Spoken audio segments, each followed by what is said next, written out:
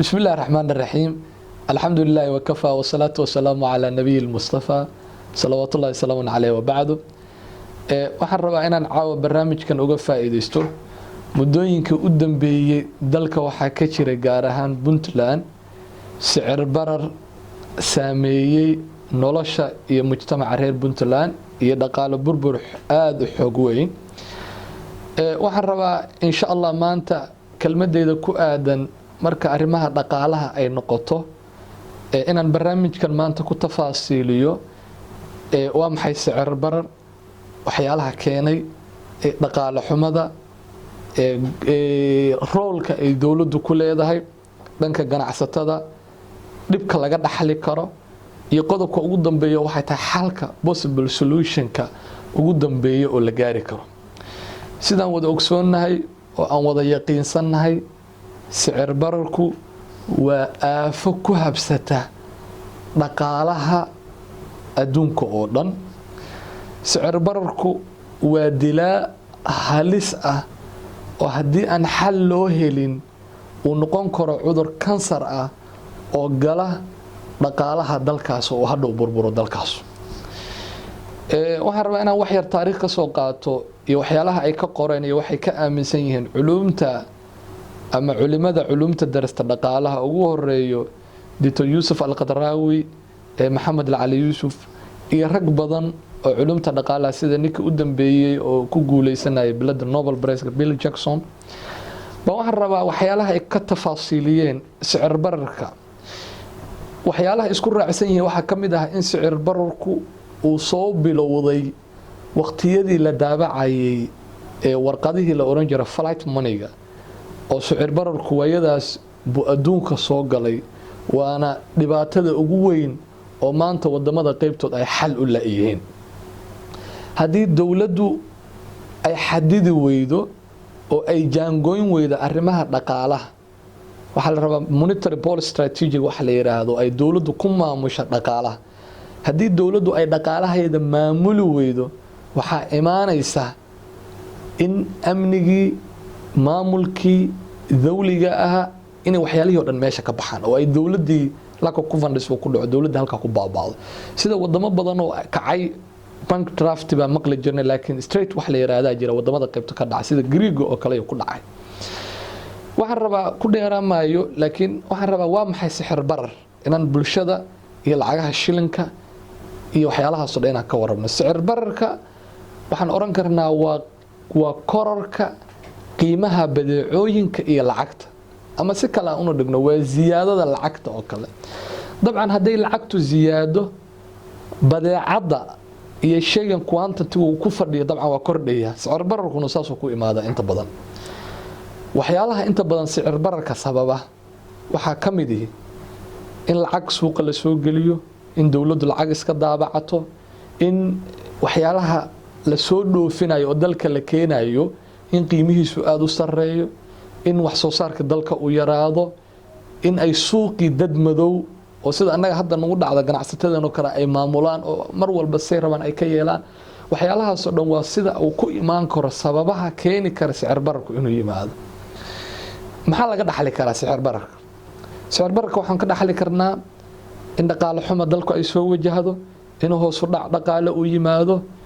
in alaabtii iyo dadkii noloshii iyo imkaaniyaadka ay ku noolaan lahaayeen kor u kac ku yimaado in dadkii wax la'aanta ay ku dhacaan intaba ay ku dhacaan waxyaalahaas oo dhan bay keeni kartaa maanta dhibta ugu weyn oo magaalada Boosaaso ka jidha azimada ugu weyn oo maanta ka jidha waxa weeyaan dawladdii maanta ma hayso monetary policy wax la yiraahdo dawladdii maanta dhaqaalihii ma maamusho siyaasad ma hayso wax ay maanta suuqa ku jaangooyin ka dhan ma jidho waxa haysta suuqa maanta oo maamulaya oo amarkooda ku shaqeynaya waa ganacsatadeena weyn haddii mar ay ganacsatadu ay suuqu gacanta u galana dabcan waa Soomaali waa sidaan naqaano way sidii rabaan bay ka yeelayaan suuqa iyaga jaangooynaya lacagta iyaga ku jaangooynaya maalinta rabaan waa kugu dalacayaan maalinta rabaan waa kugu fariisanayaan maalinta rabaan cash lama qaadanayo oran karaan because waxay haystaan awood la rabay inay dawladdu iyadu ay garato oo maamusho bay ahayd halkaas ka baxdo maanta dhibtan haysata waxa way dawladda bangiga dhexe ee dawladda central bankigeena ma shaqeeyo waa dhib because waxa la rabay in dawladdu central bankiga inay culimo iyo khubaro dad jaangooya monetary sideedaba suuqa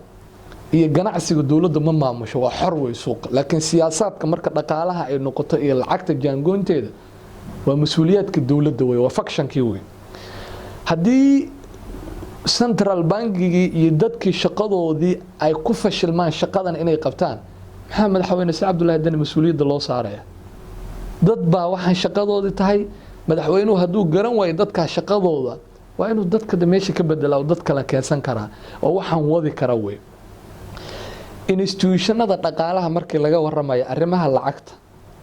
sideedaba waxay mas'uuliyaddeedu saaran tahay inay jaangoyso arrimaha dhaqaalaha siyaasadkooda sida loogu shaqeynayo depreciation of the high of currency-ga waxyaalahaas oo dhan waa dawladda laakiin suuqu xor way dadku waxay rabaan ku ganacsanayaan qiimihii wax lagu kala iibsanayaa dawladdu iyadu ma maamusho waxba kama gelin arrimahaas oo dhan dhibta ugu badan oo maanta na haysata dhaqaale ahaan bay ka turjumaysaa xaaladahaas oo dhan doodada waxaan ku saleyn lahaa 4 qodob hadii la helo in xalka ugu fiican oo possible solution ka la heli karo waa qodobka koowaad in dawladdu la timaado hab system ah oo ay kula xisaabtamayso oo ay kula jaangoynayso nidaamka dhaqaale ee dalka ka jira waa in dawladdu leedahay pre-finance waxa la yiraahdo audit iyo follow of a chart si kaliya dawladda mas'uuliyad loo saarin oo la isku xisaabtama dhanka dhaqaalaha marka ay noqoto wax shaqo ah la isla ogyahay oo jaango aan weyn qodobka labaad central bankigu waa inuu dawladda centralkeeda waa inuu awood yeeshaa way waa in lacagta iyadoo lagu jaangooyaa waa in iyadoo maamusha waa in guddi loo xil saaraa waa in guddi boor la soo magacaaba waa in bankiga laga shaqeysiyaa macnihiisa way sidaasna hadii even dhaqaalaha la maamuli weeyo dabcan wax la maamuli kara ma jiraan saan qabaani qodobka saddexaad inay dawladdu ka taxadado miisaaniyadda iyo budgetka influence of the budgetka ay dejinayso iyo cashuuraha waxaan aragnaa sicirkii suuqa oo aad u siyaada in dawladdu haddana cashuurta ay ziyaadiso dadkii oo dhan maxay ka ganacsanayaan hadda cashuurta ay dawladdu siyaadiso waa dhib maanta meesha yaalo way mentality waxa la raasaa logical inaan u fakarno waxaan rabnaa cashuuraha iyo miisaaniyadda budgetka markay noqoto in dawladdu wax badan ay ka tanaasusho mararka qaybtood oo kale sida cashuuraha oo kale in dib loo dhigo in qaabab kale lagu maareeyo in la sameeyo dadka mararka qaybtood cashuuraha waxa la yiraahdo self generate ah oo loo baahan yahay in lagu maamulo inahaas oo dhan waxay keeni karaan in xal loo helo in la maareeyo dhaqaalaha iyo sicir bararka dalkan ka jira waxaan rajeynayaa insha Allah kulmada hadda ugu dambeeyay oo ganacsatada iyo dawladda u socda in insha Allah wax la isku fahmo oo bulshadaasuna anfac iyo value u leh inuu ka soo baxo aad baa u salaamaya cidna igama aha inaan dad gaara dad dusha ka saarayo laakiin inaan wixii xaq ka warrano waxyaalo loo baahan yahay sidoo kale waxaan rabaa inaan halkan ku amaano oo mahad u celiyo shirkadda isgaarsiinta Golis Telecom Soomaaliya oo muujisay inay ka qayb qaadato dejinta iyo miisaaniyadka xal u helista arrimaha sicirka suuqa waa wax aad loogu mahad celiyo shirkadu aad baa u mahadsantahay. Assalaamu calaykum waraxmatullaahi wabarakaatuh.